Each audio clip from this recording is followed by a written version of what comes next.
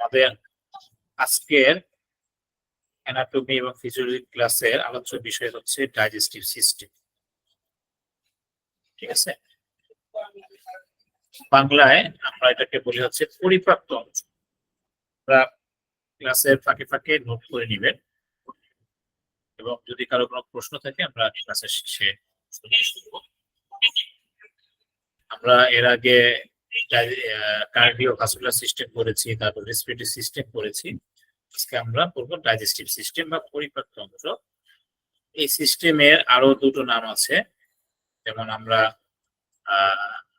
Elementary system বলি এটাকে। ঠিক আছে, একই কথা, এলিমেন্টারি সিস্টেম। আরেকটা হচ্ছে ডাইজেস্টিভ সিস্টেম।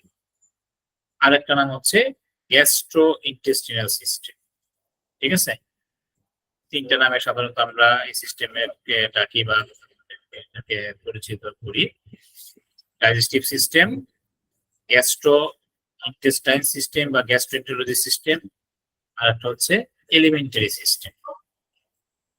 তো এই সিস্টেমটা কি?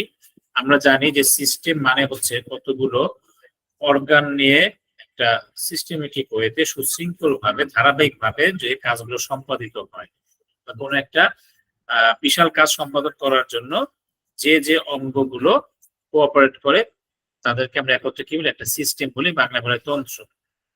তাহলে হোয়াট ইজ ডাইজেস্টিভ সিস্টেম, বা বাংলা যদি বলে পরিপাক তন্ত্র কি? যেহেতু তন্ত্র বলছে তার মানে হবে কি the system which deals with digestion. দেখেন একটা শব্দ আসছে কি, digestion and absorption of food is known as digestive system. একদম সহজ কথা, যে খাদ্য হজম ও শোষণ প্রক্রিয়ার সাথে যে তন্ত্র সম্পর্কিত বা যে যে অঙ্গগুলো সম্পর্কিত তাদেরকে একত্রে বলা হয় কি? পরিপাক তন্ত্র। ঠিক আছে, আবার বলতেছি, the system which deals with digestion, খাবার হজম, পরিপাক, এন্ড অ্যাবজর্পশন। আমরা হজম বলতে কি? হজম হচ্ছে খাবারটা গুলো ছোট, মানে বড় যে খাবারগুলো আমরা খাই, খাবারের যে অংশগুলো থাকে বৃহৎ অংশ, এগুলা ছোট ছোট করে ভেঙে সরল খাদ্য পাত্রে পরিণত হয়, যার ফলে পরবর্তীতে আমাদের যে ইন্টেস্টাইন থাকে, নাড়িভুড়ি থাকে, এখান থেকে খাবারটাকে অ্যাবজর্ব শোষণ হয়। শোষণ হয়ে সে কি করে পুষ্টি আকারে রক্তের মাধ্যমে আমাদের পুরো বডিতে মাত্র সেল টু সেলে সে সাপ্লাই দিয়ে দেয়, পৌঁছে দিয়ে দেয়। যেমন আমরা যখন রক্তের কাজ করেছিলাম, যে রক্তের কাজের মধ্যে একটা ছিল কিন্তু সে প্রথম হচ্ছে অক্সিজেন সাপ্লাই করা, অর্থাৎ রেসপিরেটরি গ্যাস সে পরিবহন করে। অর্থাৎ আমার সেলের জন্য, প্রত্যেকটা কোষের জন্য মেইনলি দরকার হচ্ছে অক্সিজেন আগে, অর্থাৎ তার বেঁচে থাকার জন্য, তার সুস্থতার জন্য দরকার অক্সিজেন, এবং দেন হচ্ছে নিউট্রিয়েন্ট অর্থাৎ পুষ্টি। এই পুষ্টিগুলো হচ্ছে আসে থেকে এই যে ডাইজেস্টিভ সিস্টেমের মাধ্যমে আমার বডি কি করে অ্যাবজর্ব করে। সে অ্যাবজর্ব করার পর সেটা কি করে রক্তের মধ্যে দিয়ে দেয়, রক্ত সেটাকে ট্রান্সপোর্টেশন করে নিয়ে যায়। তো সেটা আমরা ডাইজেশন পার্টে গিয়ে আমরা জানবো। তার মানে হচ্ছে কি, তার মানে এই যে কাজটা করার জন্য আমাদের যে যে অঙ্গগুলো হেল্প করে, কোঅপারেট করে, সেটাই হচ্ছে আমাদের ডাইজেস্টিভ সিস্টেম, অথবা এই যে গ্যাস্ট্রো ইন্টেস্টিনাল সিস্টেম, অথবা এই যে it is also known elementary system. আমরা তিনটা নাম পেলাম, একটা হচ্ছে ডাইজেস্টিভ সিস্টেম, এলিমেন্টারি সিস্টেম আর গ্যাস্ট্রো ইন্টেস্টিনাল সিস্টেম। এবার আমরা আসি পার্টস অফ ডাইজেস্টিভ সিস্টেম, অর্থাৎ পরিপাক তন্ত্রের অংশ। এখানে আমাদের প্রশ্ন আসে এরকম যে পরিপাক তন্ত্রের অংশ কয়টি, অথবা পরিপাক তন্ত্রের অংশগুলোর নাম লেখো বা বর্ণনা করো, এরকম ভাবে আসে পরীক্ষা। পরিপাক তন্ত্র কি, পরিপাক তন্ত্রের অংশগুলো কি কি, এদের নামও আসতে পারে, আবার বর্ণনা আসতে পারে। নাম আসলে শুধু নামগুলি আমরা দিয়ে দেবো, 2-3 মার্ক যদি থাকে, আর 5 মার্কে যদি থাকে বর্ণনা বর্ণনা করে দিতে হবে, 1-2 লাইন করে, যতটুকু আমার টাইমের সাথে মার্কের সাথে অ্যাডজাস্ট হয়। তাহলে অংশ হচ্ছে দুটি, সবসময় রাখবেন পরিপাক তন্ত্রের অংশ বা পার্ট হচ্ছে দুটি, একটা হচ্ছে ডাইজেস্টিভ ট্র্যাক্ট আর একটা হচ্ছে অ্যাক্সেসরি অর্গান। এখান থেকে আর একটা সাইড প্রশ্ন আসে যে ডাইজেস্টিভ ট্রাক্ট বলতে কি বুঝো? দেখেন, ট্রাক্ট মানে কিন্তু শুধু রাস্তাটা, খাবার ঢুকবে, খাবার বের হবে, এই যে রাস্তাটুকু, এটা হচ্ছে আমার ডাইজেস্টিভ ট্রাক্ট বা পথ বা রাস্তা।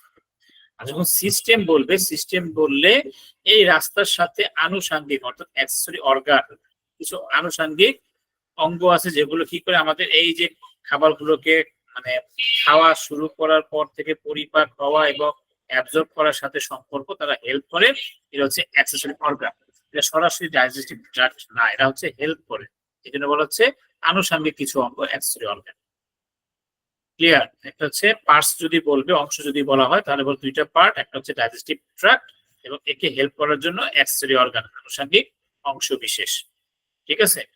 তো ট্রাক্টটা কি? প্রথমে বলছি ট্রাক্ট হচ্ছে সহজ জিনিস, যেটা হচ্ছে আমার মুখ থেকে পায়ুপথ পর্যন্ত, এক কথা যদি আমরা বলি ডাইজেস্টিভ ট্রাক্ট। যদি একটু ছবি দেখি,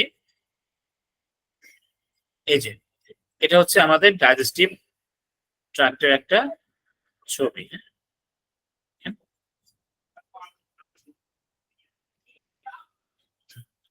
এই যে বুক থেকে শুরু করে, বুক গহ্বরের পর থেকে শুরু করে এই যে সোজা নালীটা গিয়ে পাকস্থলীতে আসলো, আসার পর এই যে পেছনে পেছনে থেকে শুরু করে একদম অ্যানাস অর্থাৎ বায়ুপথ পর্যন্ত যে রাস্তাটা, এটা হচ্ছে আমার ডাইজেস্টিভ ট্রাক্ট।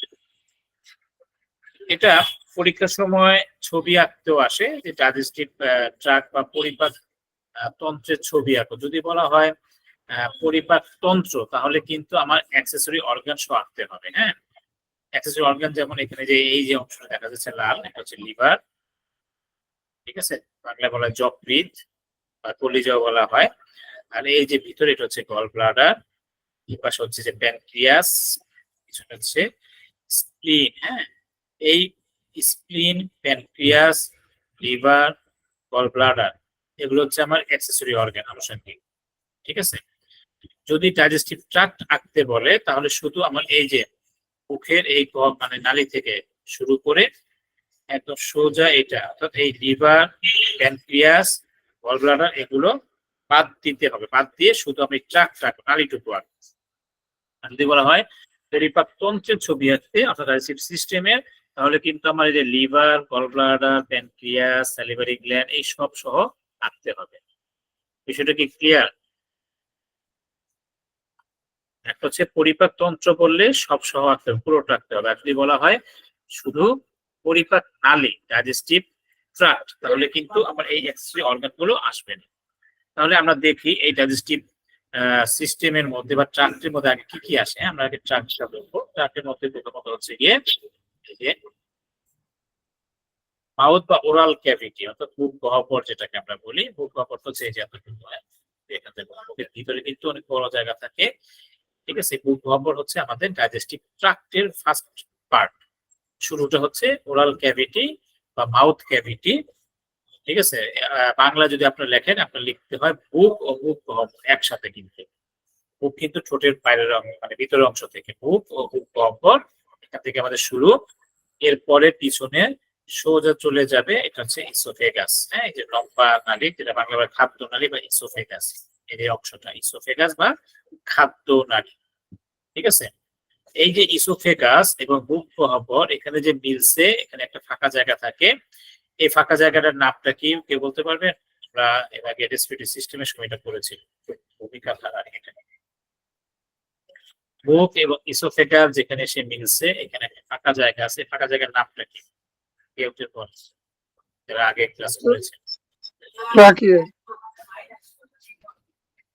ট্রাকিয়া, জি স্যার। ট্রাকিয়া,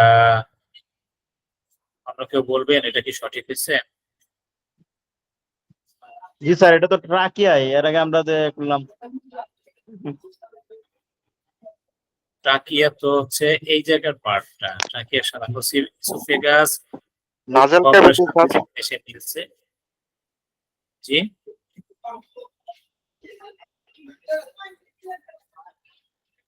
বুঝিনি, আবার বলেন।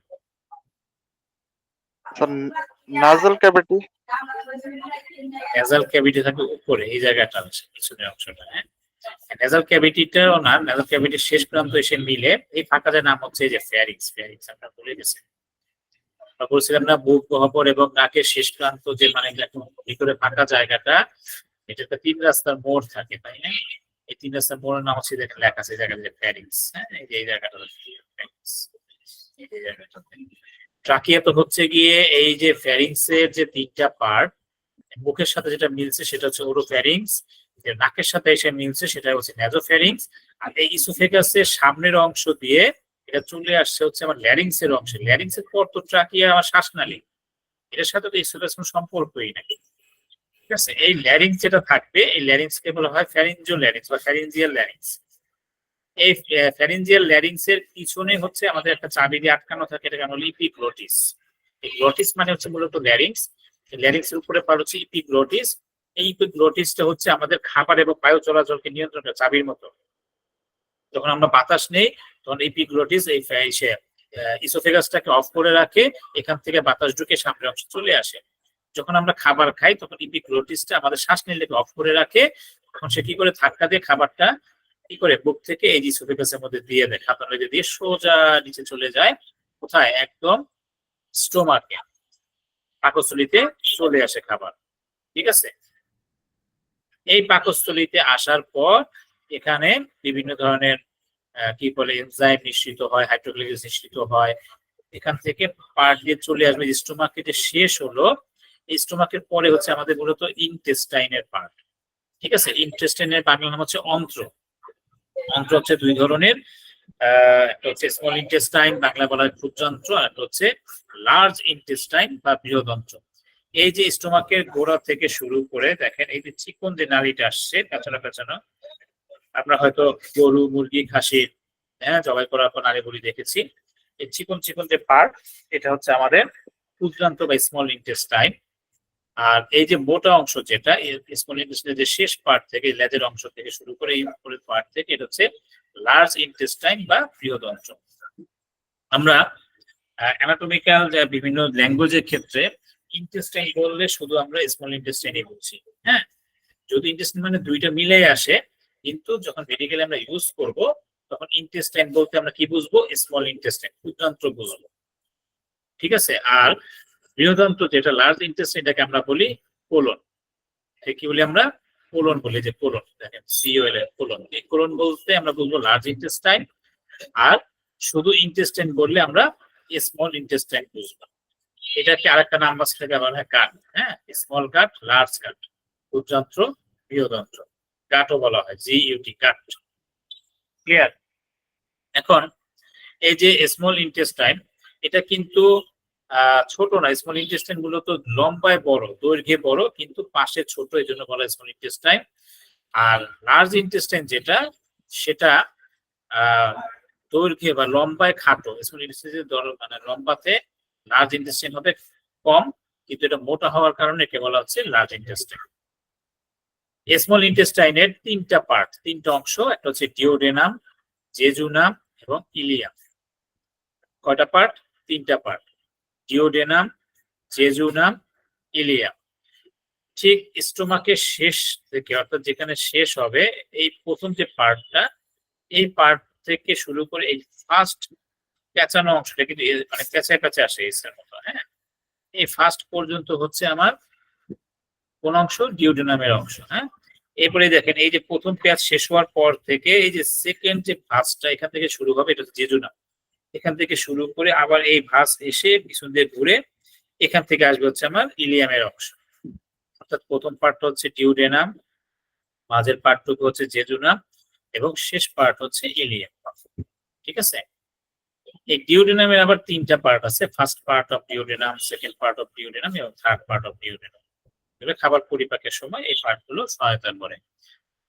ক্লিয়ার? তাহলে আমরা স্মল ইন্টেস্টাইনের 3টা পার্ট দিয়ে পেলাম, ডিওডেনাম, জেজুনাম এবং ইলিয়াম। এই স্মল ইন্টেস্টাইন শেষ হয়ে লার্জ ইন্টেস্টাইনের সাথে যখন মিলে, ঠিক আছে, এই অংশটাকে বলা হয় সিকাম। এই যে কোনাটাকে কি বলা হয়? সিকাম। এবং দেখেন স্মল ইন্টেস্টাইন এবং এই সিকামের যে অংশটা, এই অংশের সাথে একটা লেজের মতো ছোট্ট একটা অংশ এখানে বাড়তি দেখা যাচ্ছে, লেজের মতো ঝুলতেছে। এটাকে আমাদের বলা হয় অ্যাপেন্ডিক্স। আমরা যে বলি অ্যাপেন্ডিক্স, এই যে এই অংশ হচ্ছে অ্যাপেন্ডিক্স। এটা আমাদের ডান পাশে কোণার দিকে থাকে, হ্যাঁ, অ্যাপেন্ডিক্স। এই অ্যাপেন্ডিক্সটা যদিও আমাদের সরাসরি ডাইজেস্টিভ ট্র্যাক্ট বা ডাইজেস্টিভ অংশের কোনো পার্ট না, কিন্তু এ দিয়েও কোনো সময় অনেক এনজাইম নিঃসরিত হয়, যেটা অনেক সময় খাবারের মধ্যে বিভিন্ন জীবাণুগুলোকে সে করে পরিপাকে সহায়তা করে এবং যে রোগ জীবাণু থেকেও প্রোটেক্ট করে। কিন্তু এটা সরাসরি তেমন কোনো ভূমিকা নেই, যেন অনেক জায়গায় আলোচনা করা হয় না, বা ডাইজেস্টিভ ট্র্যাক্ট বা সিস্টেমের মধ্যে এটা আলোচনায় আসে না। কিন্তু ছবি আঁকতে গেলে তখন এটা একে দেখায় দিতে হয়, যে অংশটা পুরোটা আঁকতে হবে, এই অংশটা উল্লেখ করতে হয়, কিন্তু এটা আমাদের আলোচনায় আসবে না। এই গেল হচ্ছে আমাদের স্মল ইন্টেস্টাইনের শেষ পার্ট এবং লার্জ ইন্টেস্টাইনের শুরু। শুরু অংশটাকে আমরা কি বলবো? সিকাম বলবো, সিকাম। এরপর দেখেন এই লার্জ ইন্টেস্টাইনটা উপরের দিকে এসে ডান দিকে এসে আবার নিচের দিকে নামতো, হ্যাঁ, নিচের দিকে নামতো। আমাদের ডান দিক বলতে ছবির কিন্তু বাম দিক, ছবি সবসময় আমাদের উল্টা হয়। আমাদের বাম দিক মানে ছবির রাইট সাইড, আর আমাদের রাইট সাইড মানে ছবির কিন্তু লেফট সাইড, হ্যাঁ। তাহলে এখান থেকে স্যার নিচের স্লাইড দিকে তো আমরা নাই। নামলো, নেমে আবার হালকা, বুঝি নাই স্যার স্লাইড তো আসতেছে না, স্লাইড। স্লাইড কি সবাই দেখতেছেন নাকি সবারটাই আসতেছেন? জি স্যার, দেখা যাচ্ছে। স্যার আমার এনে তো পাচ্ছি না আমি স্লাইড। আপনি একটু ডানে বামে সরায় নেন আপনার এটা, আপনি হয়তো স্ক্রল করে ফেলছেন, হ্যাঁ, সবাই দেখতেছে, আমি মোবাইলে দেখতেছি, দেখা যাচ্ছে। আর যদি না দেখতে পারেন আপনি বের হয়ে আবার একটু করেন।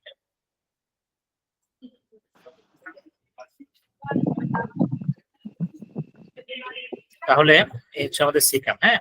তাহলে এই সিকাম থেকে শুরু করে উপরের দিকে যখন যাবে, এই অংশটাকে, এই কোলনের বা লার্জ ইন্টেস্টাইনের অংশটাকে বলা হয় অ্যাসেন্ডিং কোলন। অ্যাসেন্ডিং শব্দটা, এটার সাথে আমরা অনেকে পরিচিত। আমরা ছোটবেলায় ওই যে অঙ্ক লেখার সময় অনেক সময় আমরা লিখেছিলাম যে বড় থেকে ছোট, হ্যাঁ, মানে উপর থেকে নিচের দিকে নামতে হয়, আবার ছোট থেকে বড়, যেমন 1 2 3 4, এটা কি ছোট থেকে মানে নিচের থেকে উপরের দিকে উঠতেছে, ছোট থেকে বড়, এটাকে বলে অ্যাসেন্ডিং অর্ডার, নিচ থেকে উপর, ঊর্ধ্বমুখী বা ঊর্ধ্বক্রম। আর নিচের দিকে নামলে এটাকে কি বলা হয়? ডিসেন্ডিং অর্ডার বা নিম্নক্রম, তাই না? তাহলে এই যে এই কোলনটা কি উপরের দিকে উঠতেছে না, এই জন্য এটা নাম হচ্ছে অ্যাসেন্ডিং কোলন। এই যে অ্যাসেন্ডিং কোলন বা ঊর্ধ্বমুখী, ঊর্ধ্বমুখী কোলন। আচ্ছা, আপনারা এই নামগুলো কিন্তু বাংলাতে কোলনকে কোলনে লিখবেন, হ্যাঁ, অ্যাসেন্ডিং কে অ্যাসেন্ডিং এ লিখবেন, ঊর্ধ্বমুখী লিখবেন, এটা অ্যাসেন্ডিং কোলন লিখবেন, অর্থাৎ বাংলা উচ্চারণে লিখবেন। অ্যানাটমিতে উচ্চারণে লিখতে হয়, সবসময় বাংলা অর্থ দিয়ে লেখার দরকার নাই, তাহলে একটু বিদঘুটে শোনা যায়। তাহলে এটা হচ্ছে অ্যাসেন্ডিং কোলন বা ঊর্ধ্বমুখী। এরপরে এই যে আড়াআড়ি যে চলে গেল ডান থেকে বামের দিকে, এটাকে বলা হয় ট্রান্সভার্স কোলন, হ্যাঁ, অর্থাৎ আড়াআড়ি কোলন, যেটা ট্রান্সভার্স, মানে আড়াআড়ি, আর এই যে ডান থেকে বামের দিকে গেল, হ্যাঁ, ট্রান্সভার্স। এরপর নিচের যে অংশটা নামলো এটাকে বলা হয় ডিসেন্ডিং কোলন, নিম্নমুখী, নিচের দিকে নেমে গেল। এরপরে এই নিচের দিকে নামার পরে দেখেন একটু বাঁকা হয়ে, হালকা কার্ভ হয়ে অর্ধেক জায়গা পর্যন্ত আসলো মাঝ বরাবর পেটের। এই যে ভাঁজ হয়ে যে অর্ধেক যে আসলো, এটাকে বলা হয় সিগময়েড কোলন। সিগময়েড কোলন হচ্ছে এই যে ভাঁজ হয়ে থাকা। এই সিগময়েড কোলন শেষ হয়ে এখানে একটু চওড়া একটা অংশ থাকে, এটা হচ্ছে রেকটাম বা মলদার, রেকটাম বা মলদার বা মল ভাণ্ড, হ্যাঁ, রেকটাম, মল ভাণ্ডই বলে এটাকে, মলদার না, ঠিক মল ভাণ্ড, তো এখানে মল জমা থাকে, রেকটাম। এই রেকটামের পরে অল্প একটু রাস্তা, একটু দেখেন ছোট্ট একটু রাস্তা আছে, এটাকে বলে অ্যানাল ক্যানেল। ক্যানেল মানে পথ, সরু রাস্তা, ক্যানেল। এবং সবার শেষে যে একদম পায়ুপথ, যেটা পায়খানার যে বাইরের অংশ, যেটা পায়খানার রাস্তার, এটা হচ্ছে অ্যানাস, হ্যাঁ, মলদ্বার। এটা হচ্ছে কি মলদ্বার, আর রেকটাম হচ্ছে মল ভাণ্ড, আর এটা হচ্ছে অ্যানাল ক্যানেল, অর্থাৎ যেখান থেকে মানে অল্প একটু সরু রাস্তা, মল কি বলে মল ভাণ্ডের পরে অল্প একটু সরু রাস্তা, অ্যানাল ক্যানেল, তারপর হচ্ছে অ্যানাস। এই যে আমরা আসলাম বুক থেকে শুরু করে এই যে একদম মলদ্বার পর্যন্ত, এটা হচ্ছে আমাদের ডাইজেস্টিভ ট্রাক্ট।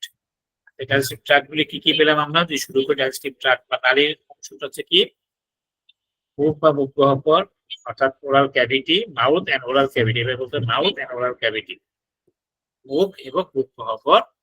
এরপরের অংশ হচ্ছে কোনটা ইসোফেগাস বা খাদ্যনালী, তারপরের পার্ট হচ্ছে স্টোমাক বা পাকস্থলী, তারপর হচ্ছে ক্ষুদ্রান্ত স্মল ইন্টেস্টাইন। স্মল ইন্টেস্টাইন লিখে আমরা ক খ দিয়ে বা 1 2 দিয়ে তিনটা নাম লিখবো। প্রথম অংশ হচ্ছে ডিওডেনাম, প্রথম যে ভাঁজটা, এরপরে দ্বিতীয় ভাঁজটা হচ্ছে মাঝখানে ভাঁজ জেজুনাম, এবং সবার শেষের যে ভাঁজ সেটা হচ্ছে ইলিয়াম। Duodenum, jejunum, Ilium. এরপরে স্মল ইন্টেস্টাইন শেষ, এরপর আমার লার্জ ইন্টেস্টাইন শুরু। স্মল ইন্টেস্টাইনের শেষে লার্জ ইন্টেস্টাইন যেখানে মিলছে এই সংযোগ স্থলটার নাম হচ্ছে সিকাম। সিকামের নিচে বাড়তি থাকে হচ্ছে কি অ্যাপেন্ডিক্স। সিকাম থেকে লার্জ ইন্টেস্টাইন বা কোলন, যেটা কোলনের উপরের মুখী যেটা গিয়েছে উপরের অংশ, এটাকে বলা হয় অ্যাসেন্ডিং কোলন। এরপরের পার্ট হচ্ছে আড়াআড়ি, এটা ডান থেকে বাম দিকে গিয়েছে সেটা হচ্ছে ট্রান্সভার্স কোলন। এরপর নিচের দিকে ডিসেন্ডিং কোলন, ভাঁজ হয়ে আসলো সেটা হচ্ছে সিগময়েড কোলন। এরপর রেকটাম বা মল ভাণ্ড, তারপর অল্প একটু রাস্তা সেটা হচ্ছে কি অ্যানাল ক্যানেল, সর্বশেষে অ্যানাস। ক্লিয়ার? এই গেল আমাদের ডাইজেস্টিভ ট্রাক্ট। এরপরে হচ্ছে অ্যাক্সেসরি অর্গান। আনুষঙ্গিক কি কি অঙ্গ আছে, মানে আমাদের এই ডাইজেস্টিভ ট্রাক্টের সাথে আমাদের ডাইজেশন সিস্টেমের সাথে হেল্প করে, সেটা হচ্ছে দেখেন এখানে লিপ, ঠোঁট। যদি ঠোঁটের তেমন ভূমিকা মানে বলতে যেখানে সরাসরি আসে না, অনেক বইয়ের মধ্যে থাকে না, কিন্তু কোনো কোনো বইয়ের মধ্যে আবার দেওয়া আছে ঠোঁট। ঠোঁট হচ্ছে কি মুখের বাইরের অংশ, তাই তো? ঠোঁট দিয়ে খাবারটাকে আমরা ধরি, খাবারটা ভিতরে ঠেলে দিতে ঠোঁট সহায়তা করে, কাজগুলো কিন্তু এবার চলে আসে। ঠোঁটের পর মুখ গহ্বরের ভিতরে কি থাকে? দাঁত থাকে এবং জিহ্বা থাকে। এগুলো কিন্তু অ্যাক্সেসরি অর্গানের মধ্যে পড়ে, আনুষঙ্গিক অঙ্গ। হ্যাঁ, কি কি? দাঁত এবং জিহ্বা। এরপরে এই জিহ্বার সাথে হচ্ছে স্যালিভারি গ্ল্যান্ড বা লালা গ্রন্থি থাকে। আমাদের বডিতে অর্থাৎ এই যে মুখের ভিতরে 3 জোড়া লালা গ্রন্থি থাকে। কয় জোড়া? 3 জোড়া, জোড়া জোড়া থাকে। 6টি বা 3 জোড়া বলবো আমরা, যে কয়টি লালা গ্রন্থি থাকে? 3 জোড়া।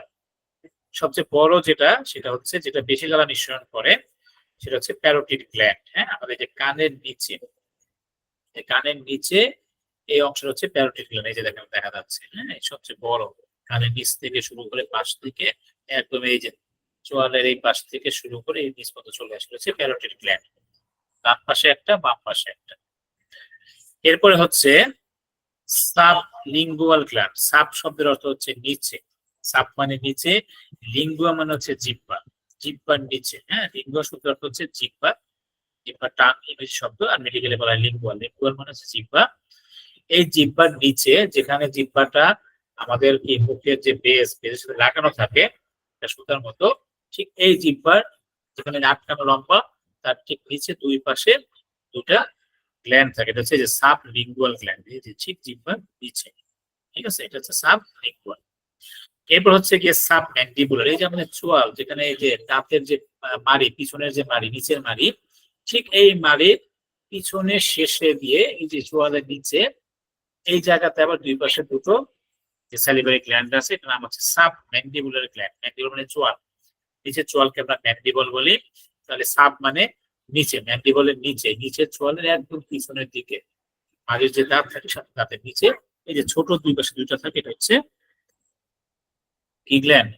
Sub mandibular gland. হ্যাঁ, এই যে দেখেন একটা হচ্ছে প্যারোটিড গ্ল্যান্ড, এই পাশে একটা ওই পাশে একটা, এটা যেহেতু এক পাশ তাহলে এটা হচ্ছে sub mandibular gland, sublingual gland, sub mandibular gland. এই তিনটা হচ্ছে আমাদের স্যালিভারি গ্ল্যান্ড। তাহলে আমরা আনুষঙ্গিক অঙ্গের মধ্যে কি পেলাম? ঠোঁট, দাঁত, জিহ্বা, লালা গ্রন্থি। লালা গ্রন্থির মধ্যে তিনটা নাম লিখে দিতে হবে: parotid gland, sublingual gland, submandibular gland. ঠিক আছে, এরপরে হচ্ছে গিয়ে চলে আসবে নিচের অংশে যে লিভার। হ্যাঁ, খুব গুরুত্বপূর্ণ একটা অঙ্গ আমাদের বডির, কারণ এমন কোনো কাজ নাই যে লিভার না করে। এর কাজ হচ্ছে সংশ্লেষ করা, প্রসেস করা।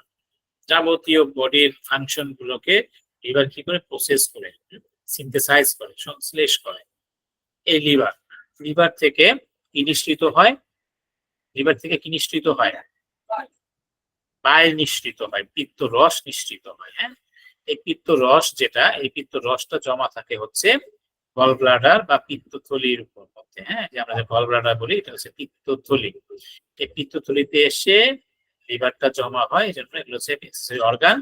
এই পিত্তথলি বা গল ব্লাডারের যে কাজ সেটা হচ্ছে গিয়ে এই পিত্তটাকে জাল দিয়ে ঘন করা, হ্যাঁ, এটাকে ঘন করে 10 গুণ প্রায় ঘন করে, ঘন করার পর যখন প্রয়োজন হবে খাবার যখন আসবে, বিশেষ করে ফ্যাট জাতীয় খাবার হজম করার জন্য এখান থেকে পিত্ত কি রসটা বের হয়ে আসে এবং ওই খাবারটাকে প্রসেস।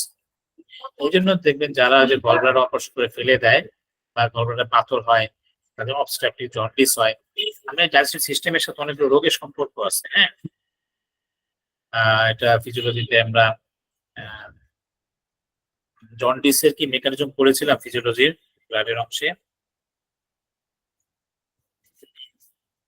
আচ্ছা, যদি না পড়ানো হয় আমরা এই যে ডাইজেস্টিভ সিস্টেমের পরে আমরা জন্ডিস এবং জন্ডিসের মেকানিজম, যেটা আমাদের আবার একটা ওই যে আরবিসির সাথে রিলেটেড, আবার পড়বো। তাহলে এখানে কি হয়, এই পিত্তটা রসটা এখানে বের হয়ে কি করে খাবারটাকে হজম করে। যারা এটা অবশ্যই ফেলে দেয় তাদের কিন্তু খাবার হজমে একটু সমস্যা হয়, বিশেষ করে ফ্যাট জাতীয় খাবারের ক্ষেত্রে তাদের ঝামেলা হয়, তারা হজম করতে পারে না। ঠিক আছে, এরপরে হচ্ছে এখানে আর একটা পাতার মতো একটা অংশ আছে, এটাকে বলা হয় প্যানক্রিয়াস। ঠিক আছে, এগুলো সরাসরি আমাদের ডাইজেস্টিভ সিস্টেমে হেল্প করে, হচ্ছে এক্সেসরি অর্গান।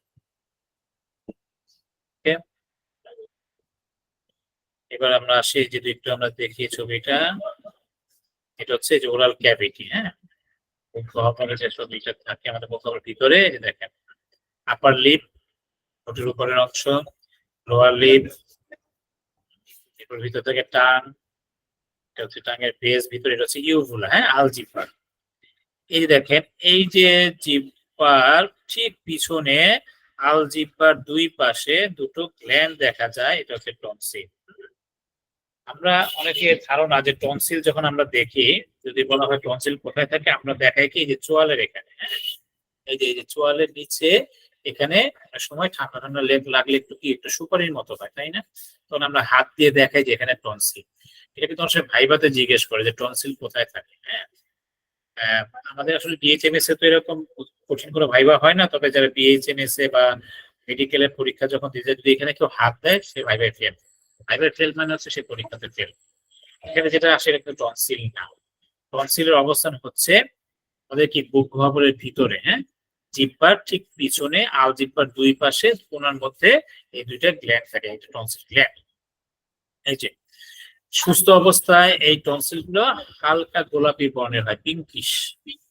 যখন এটার মধ্যে কোনো সমস্যা হয়, ইনফ্লামেশন হয়, প্রদাহ, তখন সেটা লাল হয়ে যায়, এবং এই লালের পরবর্তী যদি আরো খারাপ অবস্থা হয়, সময় টনসিল পেকে যায়, তখন এর ভিতর সাদা সাদা স্পট তৈরি হয়ে যায়, হ্যাঁ, এবার টনসিল পেকে যায় এবং ফুলে গিয়ে বাইরে বের হয়ে আসে।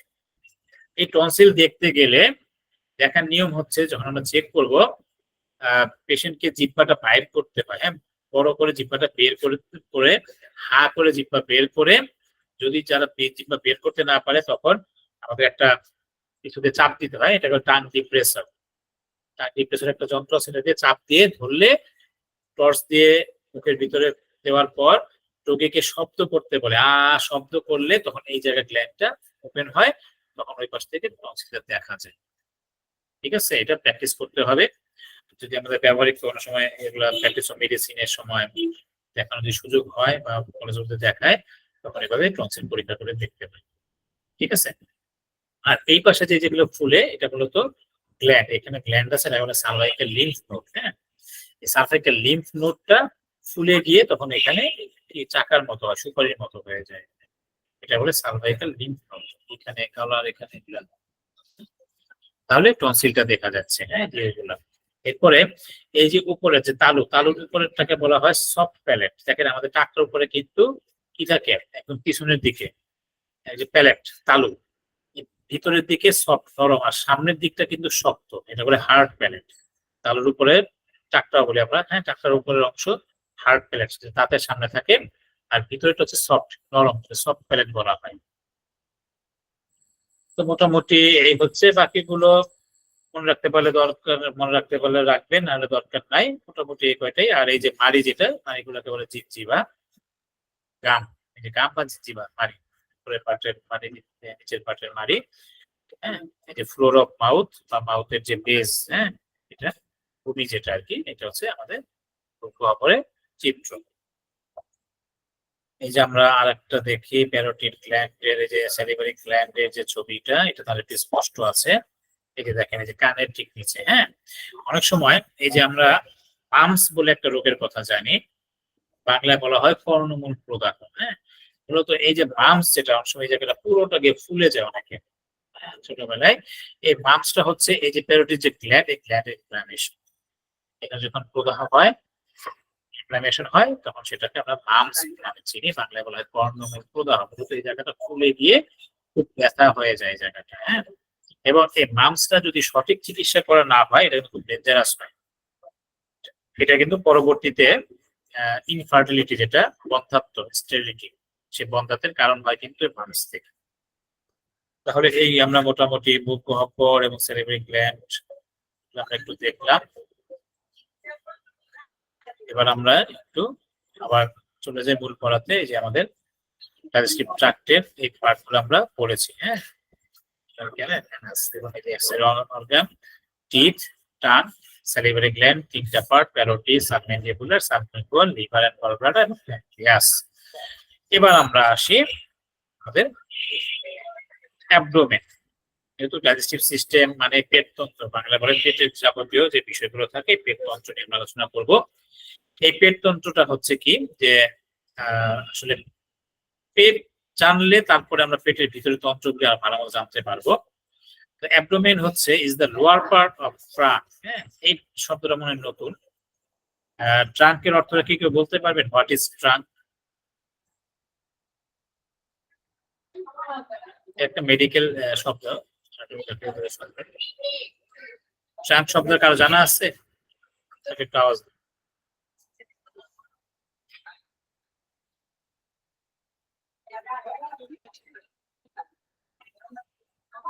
আচ্ছা, ট্রাঙ্ক হচ্ছে আমাদের এই যে আমাদের শরীরের যে বুক, পেট, তলপেট, এই যে ফাঁকা জায়গাটুকু, এটাকে একত্রে বলা হয় ট্রাঙ্ক।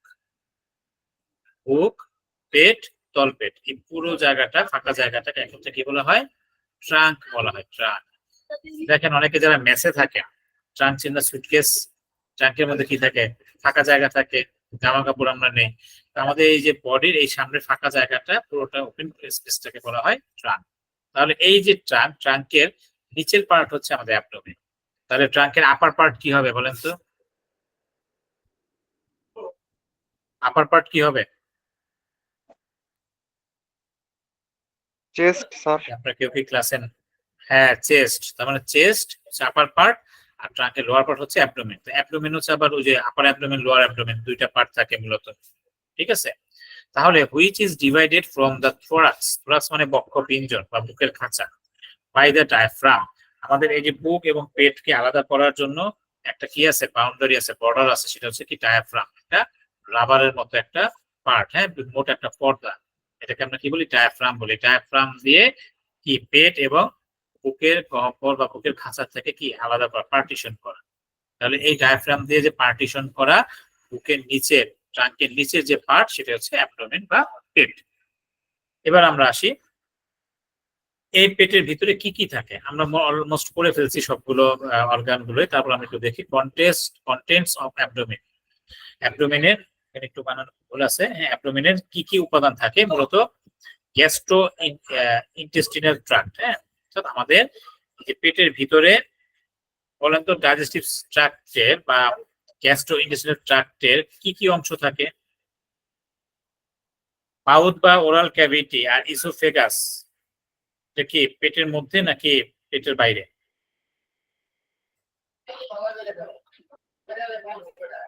পেটের বাইরে স্যার। বাইরে। তার মানে আমার কিন্তু পেটের ভিতরে এগুলো আসবে না। তাহলে আসবে কোনগুলো? আসবে দেখেন, স্টোমাক থেকে শুরু হবে। Stomach, small intestine, large intestine. তার মানে পুরোটা। স্মল ইন্টেস্টাইনে কয়টা পার্ট ছিল? তিনটা পার্ট ছিল কিন্তু, ডিউডেনাম, জেজুনাম, ইলিয়াম। আর লার্জ ইন্টেস্টাইনে কয়টা পার্ট ছিল? সিকাম, মূলত পাঁচটা পার্ট কিন্তু লার্জ ইন্টেস্টাইনে। সিকাম, তারপর কি ascending colon, transverse colon, descending colon, আর কি সিগময়েড কোলন হচ্ছে লার্জ ইন্টেস্টাইনের পার্ট। হ্যাঁ, আর রেকটাম এগুলো যদিও এটার অংশই, তারপর এটাকে ওই লার্জ ইন্টেস্টাইন পর্যন্ত ধরা হয় আর কি। হ্যাঁ, মানে অর্থাৎ ওই যে সিগময়েড কোলন পর্যন্ত ধরা হয়। আর এরপর হচ্ছে হেপাটোবিলিয়ারি অর্গান। হেপাটো শব্দের অর্থ হচ্ছে লিভার, হেপাটো মানে লিভার, আর বিলিয়ারি মানে হচ্ছে বাইল সম্পর্কিত। হ্যাঁ, যেমন গল ব্লাডার, হ্যাঁ, অথবা বাইল, যেটা এটা হচ্ছে হেপাটো বিলিয়ারি অর্গান। এটার সাথে আসবে দুইটা, liver and gall bladder. Pancreas, spleen, pancreas, spleen এগুলো আমাদের সব পেটের ভিতরে অর্গান। রেনাল কিছু অর্গান থাকে, রেনাল মানে হচ্ছে কিডনি, কিডনি সম্পর্কিত কিছু অর্গান থাকবে, সেটা হচ্ছে কি কিডনি, ইউরেটার। হ্যাঁ, কিডনি থেকে দুইটা নল বের হয়ে আসে, ইউরেটার। ব্লাডার থাকবে, অর্থাৎ ইউরিনারি ব্লাডার, থলি এবং ইউরেথ্রা, এগুলো সব থাকবে আমার পেটের ভিতরে। এছাড়া জেনিটাল অর্গান যেটা প্রজনন অঙ্গ, সেটা হচ্ছে মেলের ক্ষেত্রে vas deferens, seminal vesicles, ejaculatory duct এবং প্রোস্টেট, এই অর্গানগুলো থাকবে। ফিমেলের ক্ষেত্রে থাকবে ovary, fallopian tube, uterus and vagina, অর্থাৎ এই অঙ্গগুলো পেটের ভিতরে থাকে। যদি আসে যে অ্যাবডোমিনাল অর্গানগুলো কি কি, এই নামগুলো লিখে দিবেন, সহজ। এরপরে যেটা খুব গুরুত্বপূর্ণ সেটা হচ্ছে অ্যাবডোমিনাল রিজিয়ন। এটা আমাদের রোগ যখন আর কি আমরা কি বলে যে রোগীলিপি যখন আমরা করি, যদি পেটের কোনো সমস্যা হয়, পেটে যদি ব্যথা হয়, তাই না, তখন আমরা জিজ্ঞেস করি পেটের কোন অংশে ব্যথা বা কোন জায়গায় ব্যথা স্পেসিফিক। তো সাধারণত আমরা বলি উপরে পেটে ব্যথা বা তল পেটে ব্যথা বা নাভির গোড়াতে ব্যথা, তাই না। কিন্তু আসলে এরকম ভাবে আমরা রেপার্টরিতে বলেন বা আমাদের মেডিকেলে যদি কোনো একটা অংশের যদি বলেন, কারণ কি আমাদের পেটের মধ্যে কিন্তু আমরা দেখলাম যে অনেকগুলো অর্গান দেওয়া আছে, আমরা আমাদের পেটের কোন জায়গায় কোন পাশে কি অর্গান আছে সেটা কিন্তু আমরা একটা আইডিয়া করে নিতে হবে। এই আইডিয়া করার জন্য আমরা টোটাল পেটটাকে 9টা অঞ্চলে বা 9টা ভাগে ভাগ করতে পারি, এটাকে বলে অ্যাবডোমিনাল রিজিয়ন। রিজিয়ন মানে কি অঞ্চল। আমরা এবার একটু অ্যাবডোমিনাল রিজিয়নটা দেখবো। দেখেন, এটা একটা অ্যাবডোমিনাল রিজিয়নের ছবি। আমরা এই অ্যাবডোমিনাল রিজিয়ন করব কিভাবে, এটা হচ্ছে ঠিক আমরা নাভিটাকে সেন্টার পয়েন্ট ধরবো আমাদের। হ্যাঁ, এই যে নাভির অঞ্চলটা, এটা সেন্টার পয়েন্ট যদি ধরি, এরপরে আমাদের বুকের যে একদম ব্রেস্টের নিপল বরাবর যদি একটা নিচ বরাবর সোজা একটা কি করবো দাগ কল্পনা করি, এই দাগটা যদি কল্পনা করি, এটা হচ্ছে আমাদের লেফট ব্রেস্টের নিপল বরাবর হচ্ছে এই দাগটা, এটা রেখা কল্পনা করলাম আমার বডি, এবং রাইট ব্রেস্টের রাইট নিপল বরাবর এই দাগটাকে কল্পনা করে নিচের দিকে নিয়ে আসলাম। নাভিটাকে আমি সেন্টার পয়েন্ট ধরে নাভির ঠিক একটু উপরে, হ্যাঁ, নাভির কতটুকু করে, এই 1/2 ইঞ্চি বা 1 ইঞ্চি উপরে যদি আমরা ধরি, 1 ইঞ্চি ধরেন, 1 ইঞ্চি উপর থেকে এই যে এই বরাবর যদি আমরা একটা কি করি দাগ কল্পনা করি আড়াআড়ি ভাবে, এবং ঠিক নাভির 1 ইঞ্চি নিচ বরাবর আবার একটা দাগ কল্পনা করি, তাহলে দেখেন আমার টোটাল পেটটা কিন্তু 9টা ভাগে ভাগ হয়ে গেল। 1 2 3 4 5 6 7 8 9। নাভিটা 5 নাম্বার সেন্টার পয়েন্ট, এটার নাম হচ্ছে আম্বিলিক্যাল রিজিয়ন। নাভির এটাকে বলা হয় কি আম্বিলিক্যাল রিজিয়ন বলা হয়। হ্যাঁ, কি রিজিয়ন, আম্বিলিক্যাল রিজিয়ন। হ্যাঁ, আম্বিলিক্যাল মানে নাভি অঞ্চল বা নেভাল বলা হয়। এবার দেখেন ঠিক এই যে নাভি বরাবর এই যে ভিতরে দেখেন আবছা কিন্তু জলছাপের মধ্যে আমাদের ওই যে দেখেন স্টোমাক, হ্যাঁ, ইন্টেস্টাইন দেখা যাচ্ছে, দেখতেছেন ভিতরে জলছাপ দেওয়া আছে যে, অর্থাৎ পেটের অর্গান গুলোকে কিন্তু দেখা যাচ্ছে। হ্যাঁ, আপনাদের কি বোঝা যাচ্ছে মোবাইলে? জি স্যার, বোঝা যাচ্ছে। আচ্ছা, ঠিক আছে, তাহলে একটু খেয়াল করবেন। হ্যাঁ, তাহলে দেখেন এই যে এই নাভির মূলত এই বরাবর হচ্ছে আমাদের স্টোমাক থাকে। হ্যাঁ, স্টোমাকে এই যে স্টোমাকের অংশ দেখা যাচ্ছে কিন্তু, অর্থাৎ এই আম্বিলিক্যাল অঞ্চলটাই মূলত স্টোমাকের অঞ্চলটা, এবং এগুলো ভাঁজ হয়ে এসে এই দিকে উপর দিকে ওঠে। হ্যাঁ, তাহলে এই নাভির উপরের যে রিজিয়নটা এটাকে বলা হয় ইপি গ্যাস্ট্রিক। স্টোমাকের মেডিকেল নাম হচ্ছে গ্যাস্ট্রিক। হ্যাঁ, গ্যাস্ট্রিক মানে স্টোমাক, গ্যাস্ট্রিক মানে কি স্টোমাক। আমরা সময় বলি আপনার কি হয়, রোগীরা এসে বলে আমার গ্যাস্ট্রিক হয়েছে, আসলে গ্যাস্ট্রিক কিন্তু হওয়ার জিনিস না, গ্যাস্ট্রিক সবার থাকে। গ্যাস্ট্রিক মানে কি স্টোমাক। কাজে এই যে শব্দ যখন বলে যে আমার গ্যাস্ট্রিক হয়েছে, হ্যাঁ, আপনি বলতে পারেন আপনার গ্যাস্ট্রিকের সমস্যা হয়েছে। হ্যাঁ, তার মানে কি পাকস্থলীতে সমস্যা হয়েছে, কি সমস্যা সেটা আমরা পরে ফাইন্ডিংস করবো, অথবা পাকস্থলীতে ইনফ্লামেশন হয়, তার মানে কি গ্যাস্ট্রাইটিস হয়। তাহলে যদি কারো গ্যাসের সমস্যা হয়, বুক জ্বালা পোড়া করে, তখন আমরা বলবো কি গ্যাসের সমস্যা বা গ্যাস্ট্রিকের সমস্যা, বলবো না গ্যাস্ট্রিক হয়েছে। হ্যাঁ, গ্যাস্ট্রিক হওয়ার পিছনে এটার নাম হচ্ছে কি, স্টোমাকের মেডিকেল নাম হচ্ছে কি গ্যাস্ট্রিক। আর এই যে ইপি, ইপি শব্দের অর্থ মানে হচ্ছে উপরে, আপ। ইপি মানে কি আপ, উপরে, তার মানে গ্যাস্ট্রিকের উপরের অংশ, তার মানে আমার নাভির উপরের পার্ট হচ্ছে, যেহেতু নাভির থেকে মূল গ্যাস মানে স্টোমাকের মূল অংশটা থাকে, এই জন্য এর উপরের পার্ট হচ্ছে, জায়গার নাম 2 নাম্বারটা হচ্ছে ইপি গ্যাস্ট্রিক, গ্যাস্ট্রিকের উপরে, তার মানে ইপি গ্যাস্ট্রিক। ইপি গ্যাস্ট্রিক কি, এটা হচ্ছে আমার পেটের উপরের একটা পার্ট, একটা অঞ্চল, ঠিক আছে। এবার ঠিক নাভি বরাবর নিচের দিকে যেটা নাম হচ্ছে হাইপোগ্যাস্ট্রিক। হাইপো শব্দের অর্থ নিচে, হাইপো মানে কম, ঠিক আছে, হাইপো গ্যাস্ট্রিক রিজন, তার মানে আমার নাভির নিচের পার্ট হচ্ছে হাইপোগ্যাস্ট্রিক।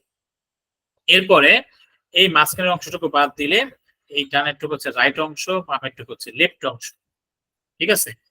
এখন দেখেন এখানে রাইট এই কোণাটা যেটা আমাদের নাভির উপরের দিকে ডান পাশে কোণা যে অংশটুকু, এটা হচ্ছে রাইট হাইপোকন্ড্রিয়া, এবং বাম পাশেটা হচ্ছে লেফট হাইপোকন্ড্রিয়া, তাই না? দেখেন তাহলে একটু আগে আমরা পেটের অংশ বলছি, এটা কিন্তু উপরের পার্ট, এটা গ্যাস্ট্রিকের বা স্টোমাকের উপরের দেখে এই জায়গার নাম হয়েছে কি ইপি গ্যাস্ট্রিক, তাই তো? আমরা একটু আগে ইপি মানে কি বলছিলাম? ইপি শব্দের অর্থ কি? উপর, উপর। আর হাইপো, আর হাইপো মানে? হাইপো মানে হচ্ছে বেশি। হাইপো মানে কম, হাইপো মানে নিচে, ঠিক আছে। তার মানে এখন দেখেন এই যে উপরের যে নামটা হলো, এটা হচ্ছে কি রাইট হাইপোকন্ড্রিয়া। হাইপো মানে তো নিচে ছিল, তাই না? তাহলে এটা উপরের অংশ হলো কিভাবে? Left hypochondria. কারো কি আইডিয়া আছে, বলতে পারবেন?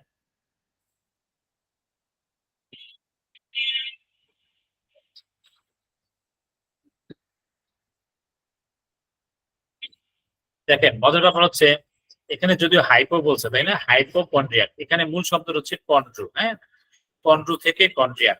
এই কন্ড্রু মানে হচ্ছে বুকের খাঁচা, বুকের খাঁচা একটা নাম হচ্ছে কন্ড্রু। আবার কন্ড্রু মানে হচ্ছে কার্টিলেজ, কার্টিলেজ মানে হচ্ছে তরুণাস্থি, কুরকুরে হাড়, নরম হাড়, এটাকে বলা হয় কি কন্ড্রু। কন্ড্রু মানে কার্টিলেজ, আবার এই কন্ড্রাক মানে হচ্ছে কি বুকের খাঁচা। তার মানে আমার পেটের অংশ হচ্ছে আমার এই কন্ড্রু বা খাঁচার নিচের অংশ, তার মানে বুকের খাঁচার নিচের রাইট অংশ, বুকের খাঁচার নিচের বাম অংশ, এই জন্য এখানে হাইপো কথাটা সঠিক। তার মানে হাইপোকন্ড্রিয়া মানে বুকের খাঁচার ডান দিকের কোনা নিচের অংশ, বুকের খাঁচার বাম দিকে নিচের অংশ, এই জন্য এই রিজনের নাম হয়েছে hypochondria region. Clear?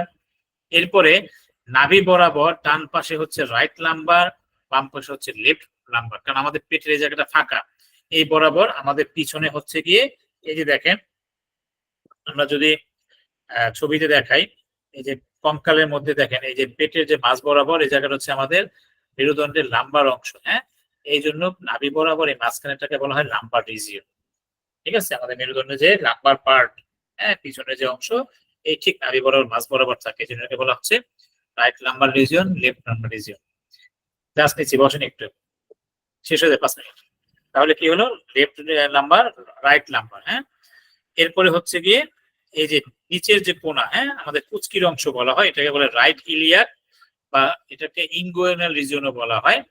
Right iliac এবং এটা হচ্ছে left iliac, right iliac, left iliac, ঠিক আছে, অথবা ইনগুইনাল রিজিয়ন। তবে পিঠের ক্ষেত্রে সাধারণত আমরা ইলিয়াক রিজিয়নই বলি, লেফট ইলিয়াক এবং রাইট ইলিয়াক, ঠিক আছে।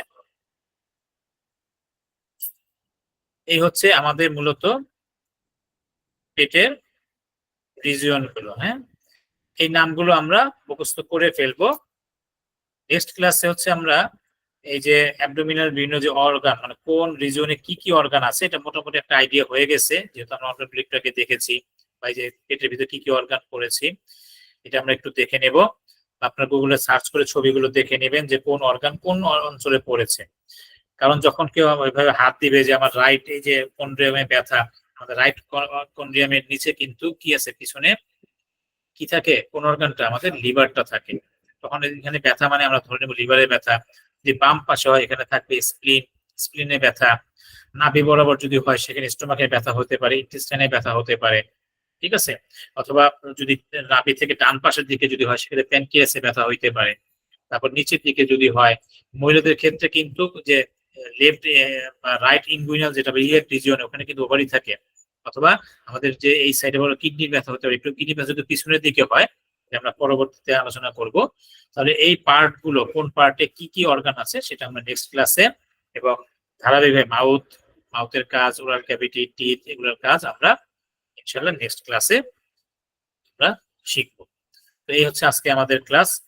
এখানে অ্যানাটমির অংশ আছে এবং এই যে যেটার যে কাজ, যে পার্ট গুলো, এটা কিন্তু ফিজিওলজি অংশের মধ্যেও কিন্তু থাকে। অনেক বড় একটা যে চ্যাপ্টার বা এই যে ডাইজেস্টিভ সিস্টেম, একটু সময় লাগবে। তো আমরা ধীরে ধীরে এই টার্মগুলো শিখে ফেলবো। হ্যাঁ, কারো কোনো প্রশ্ন থাকলে বলতে পারে।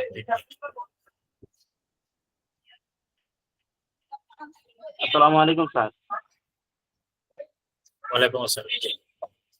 স্যার এখন কি আলামিল মিদা স্যার কি আর অ্যানাটমি এখন উনি আর পড়াবে না, দুটোই আপনি পড়াবেন? এটা তো আসলে আমি বলতে পারবো না। আপনার ওনাকে মানে সম্ভবত ট্র্যাক করা যাচ্ছে না, বা উনি হয়তো যোগাযোগ করতেছেন না ব্যস্ততার কারণে মেবি। আমাকে আমাদের কোঅর্ডিনেটর স্যার বলছেন যে এই ক্লাসটা নেওয়ার জন্য, এই কারণে আমি নিয়েছি। ওনার সাথে আমার যোগাযোগ হয়নি, বা অফিসে কোনো মেসেজ আছে কিনা আমার ঠিক জানা নেই। হতে পারে হয়তো উনি ব্যক্তিগত কোনো সমস্যার কারণে হয়তো ক্লাস নিতে পারতেছে। ঠিক আছে। জি স্যার। স্যার ক্লাস কি শেষ? হ্যাঁ, ক্লাস শেষ। আচ্ছা, আপনারা আরেকটা কাজ করবেন, যেটা হচ্ছে